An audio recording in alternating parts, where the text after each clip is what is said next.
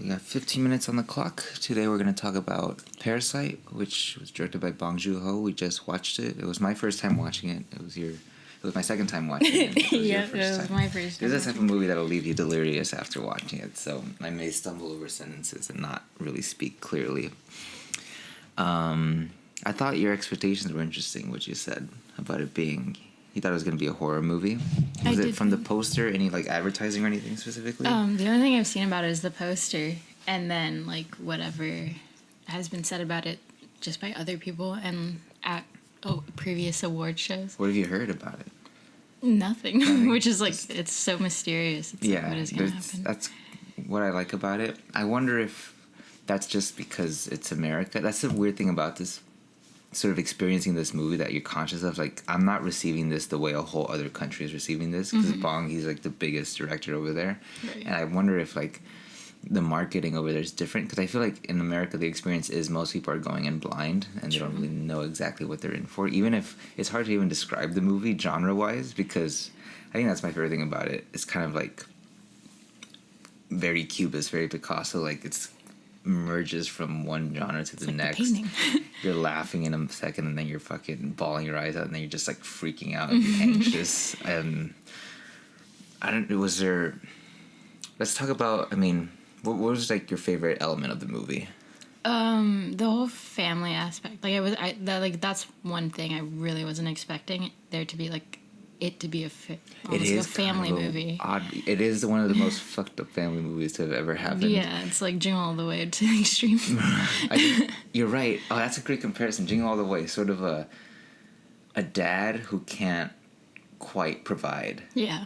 And the horrors that leads up to, because I think I cried once during this movie, and that's during the sequence during the rain sequence, which to me is it just reminds me of Titanic for some reason, especially when they're on the flood and they're on the sort of cardboard and stuff, and everybody trying to, and I guess maybe it can be a reference to Titanic, because it's okay, all the people experience the worst of the flood are the people in the lower decks in the Titanic. In a way, everybody's dead because of the rain. The ship that is capitalism kills everybody. Right. Everybody's going to sink, but some people experience that sinking differently. They wake up the next day. Some people wake up the next day, exactly. Yeah. But they're still going to die. They'll heal the violins and stuff. That's the rainbow, I guess. Yeah. And then the sort of lower class, I guess, the people who aren't as wealthy experience the brunt of it and don't really get any sort of relief from the rain. They're not enjoying a party as they die. Yeah. The Jackson Roses cross paths in this movie, but they cross paths in a violent way rather than in love. Yeah. But anyways, Titanic, I don't know. The rain stuff just reminded me of Titanic the second time too. But the reason that sort of gets me is because that's part of the movie, I think, where everything sort of, you realize who the main character is. Because who do you think the main character is? Who sort of has the most effect on the movie? I think the son. You think so? Yeah. I think the biggest relationship in it is just the dad's perspective on the world and how that affects his son. Yeah. Yeah. Yeah. It's very much a father-son movie. Yeah.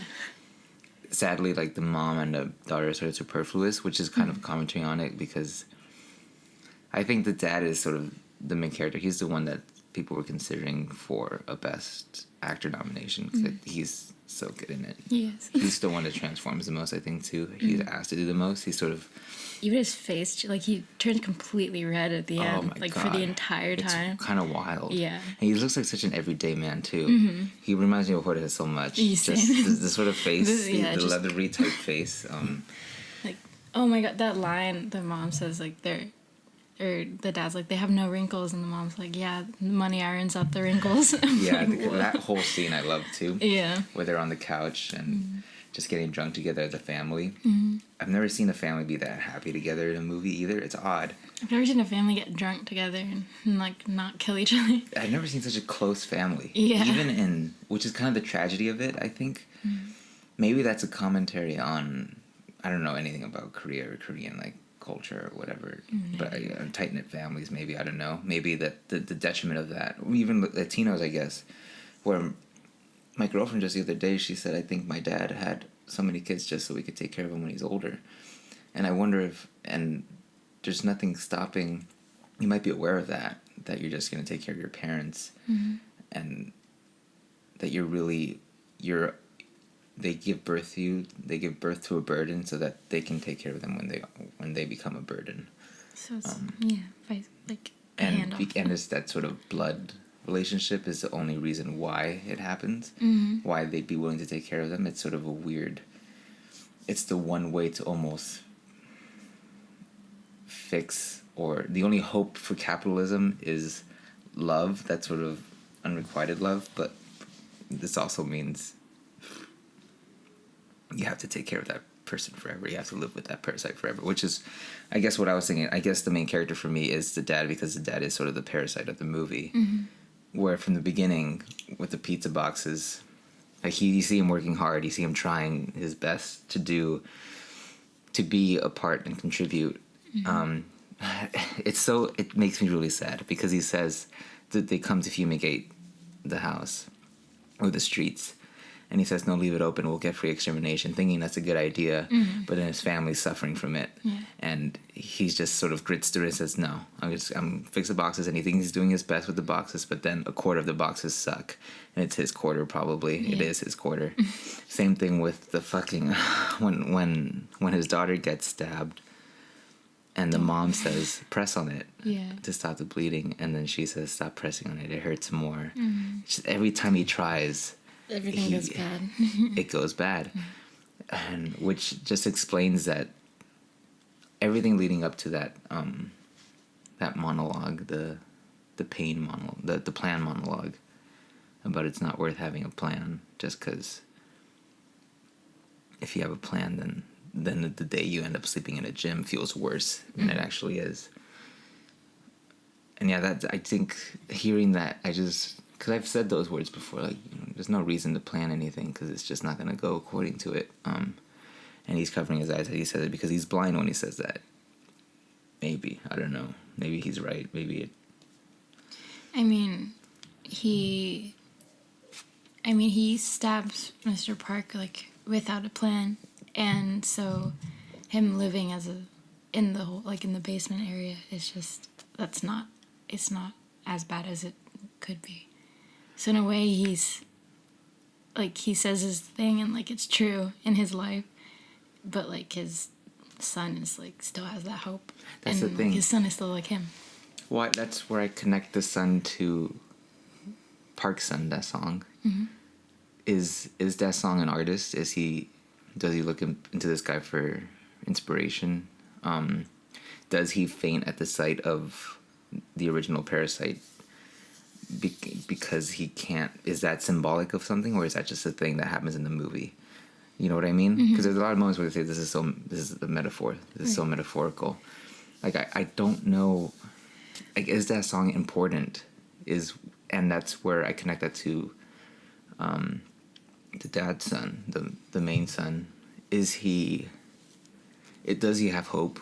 Can he become like his friend and go to college and do all that? Is he important, or is he just going to be another parasite? Is he just going to be carrying this stone around thinking he'll get something out of it? But really, will he end up like his dad, where every plan he makes, every time he tries to make things better, everything just falls apart? Yeah. Is poverty genetic almost? Well, yeah. Right? I feel like for him, I think he will. I think the one who had hope was the daughter. Yeah. Yeah. Which is like, it's sad that she goes. Yeah, but like I like how you reflected both of the sons. If you put them next to each other and compare them to their dads, it's like Mr. Park kind of like seemed like he had a dream once. But no matter what, it's like both sons are destined. Are both sons destined to be like their dads? And they are. Will that song end up being as wealthy as his dad, doing kind of whatever superfluous thing that doesn't really matter, you know? I mean, if anything, he'd end up getting famous as a painter and not really think he ever made anything. Right. And his sister's the only one that knows the truth. Yeah. which like is reflective of the other family too. Yeah, the only person who can see the truth and can actually. I don't know if those sisters reflect as much. Do you think they do? In a way, in the way that they're both like very not like their families. Yeah, they're definitely different. Yeah. Where the sister, you can almost see her maybe wind up with the wrong person and end up. I guess they're both.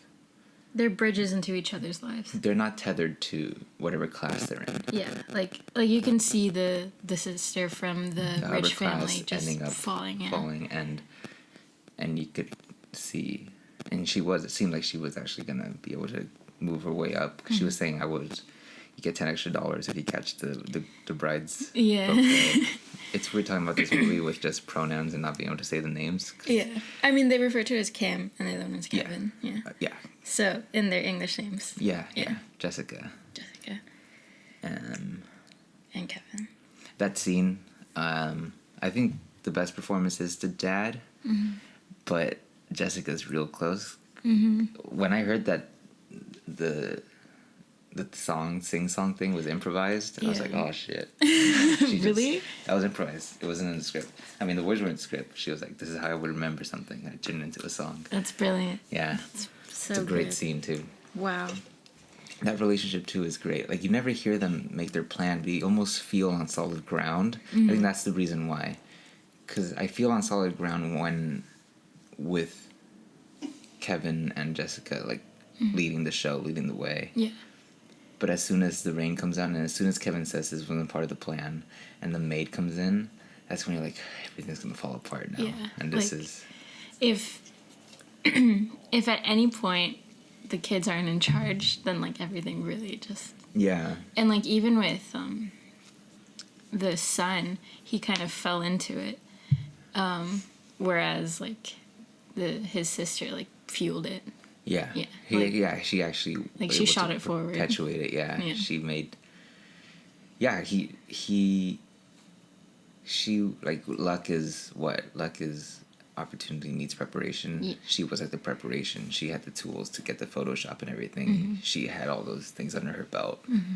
Everyone else just sort of had her as a utility. Yeah. And maybe her curse is that she wasn't able to break out of that. She wasn't actually able to be the one to set a plan. She just had skills to fulfill plans. Yeah. Like when she says, that makes me sad too when they're in the rain. And she's like, what's the plan? She's looking to her dad and her son like, you should be making the plan. Yeah. You're the most qualified person here. But she doesn't have, that's the one thing she doesn't have. Like I guess integrity to step forward. Like the confidence, Yeah. And like in the end, it's just like you see the family fall apart because you don't even see the mom afterwards, and like after they're in the court, you don't see her until he's like dreaming. Yeah. And like the family literally falls apart without the daughter. Yeah, it does. And that dream part, that ending is really. Yeah. It's like an Inception type ending where it's like what's gonna happen is. It's like if someone walked out at that moment, they would have never known. Yeah. And like that's beautiful, but so sad. I guess ultimately, the question that I'm left with is that sort of is is it even worth trying to make money or breaking out of your system, your class? Is it possible even, or are you just born with? Are you predestined to be poor if you're born poor? Because ultimately, that's sort of what he succumbs to. The dad is like, I'm a parasite. It's best if I'm out of the picture. And I think he just keeps just taking on too many debts. And I think that final thing of killing Mr. Park is just the ultimate like debt. Like, I can't repay this. I'm gonna go down. And like he just disappear. knows. Yeah, and I don't know. But what do you think? Do you think Kevin is able to save his dad and make the money, or is Kevin just gonna become his dad and think he can make the money? I think he'll just become his dad. Yeah. But I don't think it's true for everyone. I think it's in the back of your head at most times, but like with certain characteristics, you can break out. Like honestly, the daughter could have broken out of it even if she had like a year longer with the family, she probably could have gotten out. Yeah. So we reached our 15 minutes. There's a lot more to say. I think what I'm going to do is just like, we're only going to get 15 minutes no matter what conversation. We'll keep enjoying our conversation about this movie. But if you want more, just let us know. This is all we're going to do. Kind of. Yeah, just conversations about movies. The essays are kaput if anybody really cared about that. But yeah, thanks for listening if you did. Bye. Bye.